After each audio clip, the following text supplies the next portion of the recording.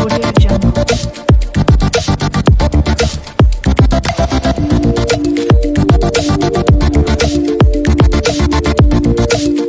Jungle. Audio Jungle.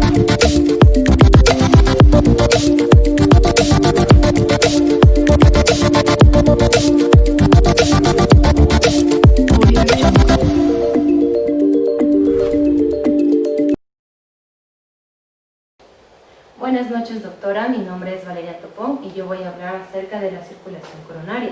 Primero vamos a hablar acerca de la anatomía normal del aporte sanguíneo coronario. Nosotros tenemos tanto arterias coronarias mayores como pequeñas.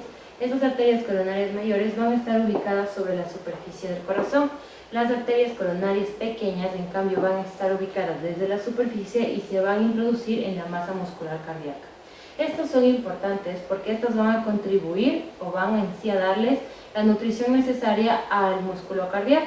Sin embargo, hay una décima parte de milímetro interno del músculo cardíaco que va a recibir sangre directa de las cavidades, de las cámaras internas del corazón. Entonces, tenemos dos arterias principales. La primera es la arteria coronaria izquierda, la cual va a nutrir a la parte anterior e izquierda de las porciones laterales del ventrículo izquierdo. La segunda es la arteria coronaria derecha. Esta va a nutrir a la mayor parte del ventrículo derecho y la porción posterior del ventrículo izquierdo. En cuanto al flujo sanguíneo venoso del músculo ventricular izquierdo, va a dirigirse o va a regresar hacia la aurícula derecha a través del seno coronario. Y la sangre venosa coronaria del músculo ventricular derecho va a ir directamente hacia la aurícula derecha a través de las venas coronarias anteriores. Hay una pequeña porción de sangre que va a ir directamente hacia las cámaras del corazón a través de las venas del trabecio. El flujo sanguíneo coronario normal promedia el 5% del gasto cardíaco. Cuando una persona está en reposo, el flujo sanguíneo coronario normal es de 70 milímetros por minuto por 100 gramos del peso del corazón o los 225 mililitros por minuto, lo cual representa entre un 4 al 5% del gasto cardíaco. Cuando la persona realiza mucho ejercicio, este gasto cardíaco va a subir entre 4 y 7 veces más, lo cual bombea junto a un flujo sanguíneo muy elevado. Por lo tanto, el trabajo cardíaco se puede aumentar entre 6 y 9 veces más. Al mismo tiempo, el flujo sanguíneo puede aumentar entre 3 y 4 veces más. Ya, los cambios sucesivos del flujo sanguíneo coronario durante la sístole y la diástole y el efecto de compresión del músculo cardíaco. En esta gráfica, lo que nosotros observamos en sí es el flujo sanguíneo de los capilares coronarios del músculo del ventrículo izquierdo. Ya, entonces, durante la sístole va a ser un valor bajo, lo cual es todo lo contrario con otras zonas del organismo. Esto se debe al efecto de compresión de las arterias intramusculares del ventrículo izquierdo. Durante la diástole, como el músculo cardíaco se relaja, el flujo sanguíneo va a poder ir de manera normal, va a aumentar, por lo tanto en la diástole va a subir. Ya, el flujo sanguíneo de los capilares coronarios del ventrículo derecho también va a sufrir cambios fásicos durante el ciclo cardíaco. Sin embargo, esta contracción es mucho menor, por lo tanto estos cambios solo van a ser parciales. Ya, el flujo sanguíneo coronario epicárdico frente al subendocárdico y el efecto de la presión intramiocárdica. Bueno, como vemos aquí, estas son las arterias intramusculares, las cuales se derivan de la arteria epicárdica. Estas arterias se van a introducir en el músculo cardíaco para aportar los nutrientes necesarios. En cambio, aquí debajo del endocardio encontramos el plexo subendocárdico. Durante la sístole, este plexo subendocárdico del ventrículo izquierdo se va a disminuir. Esto se debe al efecto de compresión de las arterias intramusculares. Ya.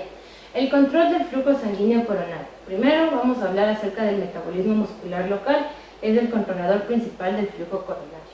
El flujo coronario en sí va a responder a la vasodilatación arteriolar, y esta vasodilatación arteriolar responde a las necesidades nutricionales del corazón.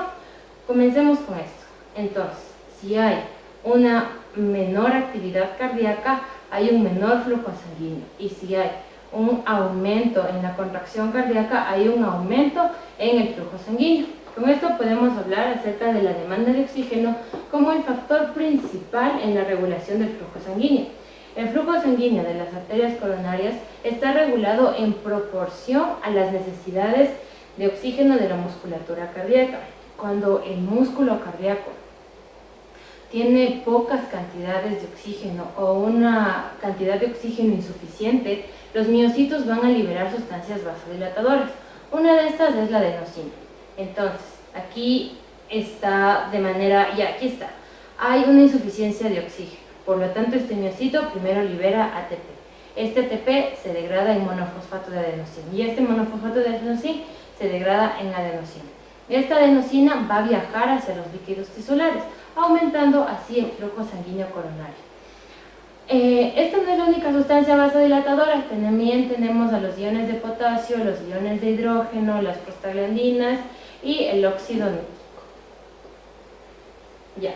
Las características especiales del metabolismo del músculo cardíaco. Cuando cuando están en condiciones de reposo, el músculo cardíaco absorbe la mayor cantidad de ácidos grasos para así obtener la mayor parte de energía. También tiene mecanismos de glucólisis anaerobia. Esto es en condiciones anaerobias o de isquemia. Pero esta glucólisis consume la mayor parte de sangre, así como forma ácido láctico. Y este ácido láctico es una de las principales causas de dolor durante las arteriopatías coronarias. Más del 95% de la energía metabólica liberada por los alimentos es utilizada para formar el ATP, y este ATP es un convector de energía para la contracción de las células musculares cardíacas. En casos de isquemia, este ATP en sí va a provocar la vasodilatación arteriolar, y en casos cuando falta este ATP en sí, esta adenosina, por ejemplo, sucede el infarto del miocardio. Tan solo 30 minutos después de esta isquemia, más de la mitad de esta adenosina se pierde en los miocitos que resultan afectados. Y esta pérdida a su vez origina la sustitución por medio de la síntesis de nueva adenosina. Sin embargo, esta adenosina solo se produce al 2% por hora. Por lo tanto, el alivio de esta isquemia puede ser demasiado tarde, y esta es una de las causas frecuentes de la muerte de los miocitos. Ya, cardiopatía isquémica. Esto es muy importante ya que es la que causa muerte en la cultura occidental. Esto se produce debido a un flujo insuficiente. Se puede producir de manera súbita o de manera lenta. Cuando es de manera súbita es por una oclusión de la arteria coronaria o fibrilación del corazón. Y cuando es de manera lenta es por el debilitamiento progresivo de la función de la bomba del corazón. Para hablar de esto, primero debemos hablar de la aterosclerosis como causa de la cardiopatía isquémica. Esta aterosclerosis sucede en personas con una predisposición genética, personas que tienen obesidad, personas que tienen sobrepeso y personas que mantienen un estilo de vida sedentario. Ok, observemos esta imagen de aquí. En estas personas se va a originar zonas en las que se van a depositar cantidades importantes de colesterol. A esta zona se le deposita tejido fibroso, lo cual va a calcificar, y el resultado de esto es el origen de esta placa aterosclerótica. Entonces, esta placa va a protruir hacia los vasos y va a provocar el bloqueo, ya sea parcial o total, del flujo sanguíneo. La oclusión aguda de la arteria coronaria es frecuente en una persona que tiene una cardiopatía coronaria aterosclerótica subyacente, y puede ser a consecuencia de dos cosas. Primero, porque esta placa aterosclerótica provoca la aparición de un coágulo de sangre, lo cual denominamos trombo, el cual obstruye la arteria. ¿Cómo se produce este trombo?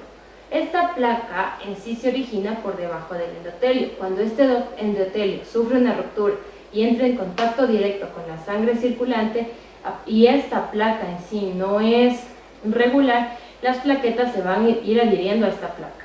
Entonces, a esto se le deposita fibrina y provoca que estos eritrocitos no puedan salir y se vayan haciendo cada vez más grande ya este coágulo formado, hasta que ocluye por completo la arteria.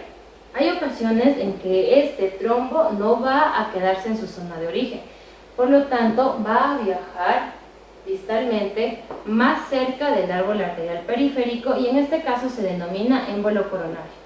El segundo motivo del producto de un espasmo muscular local de una arteria coronaria.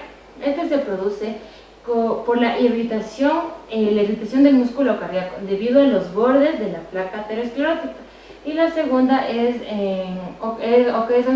debido a la respuesta nerviosa. Esta respuesta nerviosa es tan excesiva que causa una contracción excesiva, por lo tanto se produce una trombosis secundaria del vaso. Ya. La importancia vital de la circulación colateral del corazón. Para nosotros observar qué tan grande fue el daño tras esta compresión por una placa aterosclerótica, en sí se determina por la aparición de esta circulación colateral. El corazón normalmente no tiene anastomosis en las arterias coronarias mayores, sin embargo las arterias coronarias mayores sí tienen unas pequeñas anastomosis. Cuando ocurre una oclusión de la arteria en una de las arterias coronarias mayores, las anastomosis pequeñas comienzan a dilatarse. Sin embargo, el flujo sanguíneo aquí va a ser insuficiente para mantener la vida del corazón. Pero estas no van a crecer durante las 8 a 24 horas siguientes. Cuando comienzan a crecer, se van a virar hacia el segundo y tercer día y van a alcanzar un flujo sanguíneo normal al mes. Esto generalmente es en personas que no tienen un daño muy grande. Cuando la aterosclerosis va estrechando de manera lenta a lo largo de los años, también se van a desarrollar vasos colaterales al mismo tiempo, causando al mismo tiempo que la aterosclerosis es cada vez más intensa. Hay ocasiones en que también se desarrollan estas placas ateroscleróticas en la circulación colateral. Cuando esto sucede, el trabajo del músculo cardíaco se ve afectado y ya no va a poder realizar el trabajo total o el trabajo que necesita para funcionar. Y esta es una de las principales causas por las cuales sufren insuficiencia cardíaca los adultos mayores. El infarto del miocardio. Bueno, después de que sucede esta oclusión, cesa o se detiene por completo el flujo sanguíneo. Por lo tanto, esta zona del músculo que tiene un flujo cero o tiene tan poco flujo que no va a dejar que funcione el corazón, se denomina que está infartado. El proceso global en sí se denomina el infarto del miocardio. En esta zona hay aún una pequeña irrigación colateral. Entonces, comienzan a filtrarse pequeñas cantidades de sangre colateral a esta zona infartada. Esto, combinado con la dilatación progresiva de los vasos sanguíneos, va a provocar que se genere zonas con sangre estancada. Al mismo tiempo, las fibras musculares van a ocupar los últimos vestigios de oxígeno, provocando que la hemoglobina quede desoxigenada. Y esa es una de las razones por las cuales esta zona va a tener un color azulado o marrón. E incluso los vasos van a aparecer incurgitados cuando ya no hay un flujo sanguíneo coronario. En etapas posteriores a esto, las paredes de los vasos van a ser más permeables y pierden líquidos. Los miocitos se van a hinchar debido a que ya no hay un metabolismo y a las pocas horas se van a morir debido a la falta del aporte de sangre. Cabe recalcar que cuando esta zona es muy extensa, en la porción central va a haber fibras muertas debido a que aquí no hay circulación colateral. Cuando hablamos de un infarto subendocárdico, primero aquí. Este músculo subendocárdico puede sufrir un infarto incluso cuando no hay signos en porciones superficiales. Esto se produce a este subendocardio necesita mayor cantidad de oxígeno, así como también tiene una dificultad por tener el flujo sanguíneo necesario adecuado. Por lo tanto, cualquier situación que compromete el flujo sanguíneo a cualquier zona del corazón, primero provoca un daño en el subendocardio y de este subendocardio se va a dirigir hacia el epicardio. Ya, causas de muerte tras la oclusión coronaria aguda. Tenemos 4 causas. Primero es el descenso del gasto cardíaco, segundo es el estancamiento de sangre de los vasos sanguíneos pulmonares y tercero es la fibrilación cardíaca. Cuarto es la ruptura cardíaca. Bueno, primero les voy a hablar acerca del descenso del gasto cardíaco. Este tiene 2 cosas, la distensión sistólica y el shock cardíaco. Cuando hablamos de la distensión sistólica, esto es cuando las fibras musculares no pueden desarrollar totalmente su función, por lo tanto la fuerza global de la bomba del corazón está disminuida. Y esto a un fenómeno denominado distensión sistólica. Cuando esto pasa, la zona isquémica, tanto si está muerta como si no está funcionante, en vez de contraerse, se va a expandir. Y esta expansión es debido a la presión que se origina en los ventrículos en las zonas que se encuentran normales y aún así se contraen. Cuando hablamos de un shock coronario, este se produce cuando está la zona el infarto ha afectado a más del 40% del ventrículo. Y este produce la muerte en el 70% de personas en el cual se origina.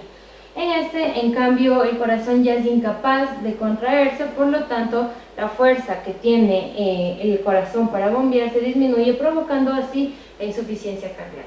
Muchas gracias.